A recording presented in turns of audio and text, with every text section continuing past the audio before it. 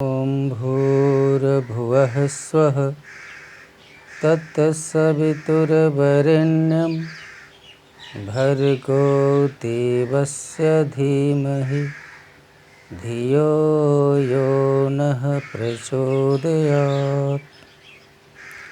आदरणीय हमारे परिवार के सारे सदस्यगण, जीवन देवता चैनल में आप सबों का हार्दिक अभिनंदन है। आज हम बातें करेंगे तीज और गणेश चतुर्थी पर। हरितालिका तीज व्रत यानी हम लोगों ने मनाया। उस दिन पार्वती को सखियों ने गुफा में बिठा दिया भोले बाबा की तपस्या के लिए। भोले बाबा को प्राप्त करना था तो तपस्या करने के लिए, तप करने के लिए पार्वती बनकर ही शिव को प्राप्त किया जा सकता है।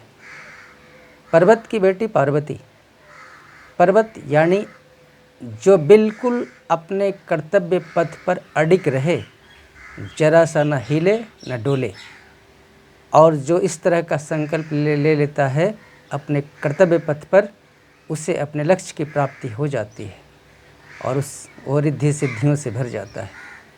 पार्वती ने ही तो किया, बिल्कुल अडिग होकर।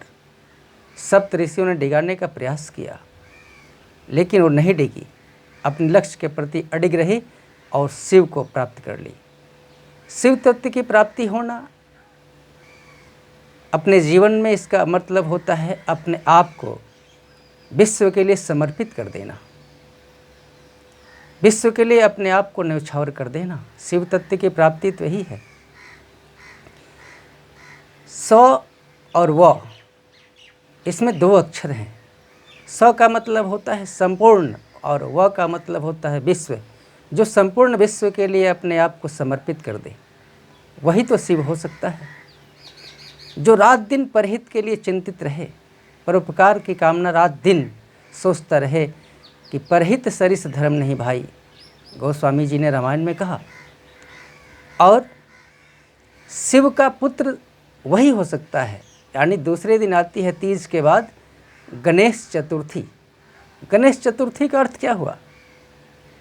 हमारे अंदर जीवन में 4 पुरुषार्थ हैं: धर्म, अर्थ, काम और मोक्ष। धर्म का अर्थ क्या होता है? अपने कर्तव्य का पालन करना,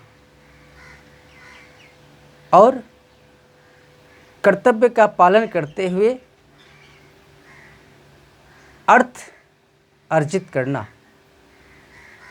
और उस अर्थ से कामना रहित होकर। काम का अर्थ होता है इच्छा। इच्छा की पूर्ति हम नहीं कर सकते, हम आवश्यकता की पूर्ति कर सकते हैं। मान लीजिए कि आपको भूख लगी है तो 2 रोटी मिल गई, भूख मिट गई। लेकिन यदि आपके अंदर इच्छा जग जाए कि हम 5 स्टार होटल में भोजन करते, तो समझिए कि इच्छा की पूर्ति तो हो नहीं पाएगी। इच्छाएं अनंत है। आवश्यकता की पूर्ति हो सकती है लेकिन इच्छा की नहीं हो सकती। तो हम ईमानदारी से धर्म के द्वारा अर्थ का उपार्जन करेंगे, अपने आवश्यकताओं की पूर्ति करेंगे, और बाकी अर्थ को, बाकी धन को समाज यानी परहित में लगा देंगे। इसके बाद ही तो हमें मोक्ष की प्राप्ति हो सकती है, ज्ञान और वैराग्य की प्राप्ति हो सकती है। मोक्ष की प्राप्ति का अर्थ होता है सारे माया के बंधनों से अपने को अलग कर लेना, अपने को मुक्त कर लेना। वही तो मोक्ष है।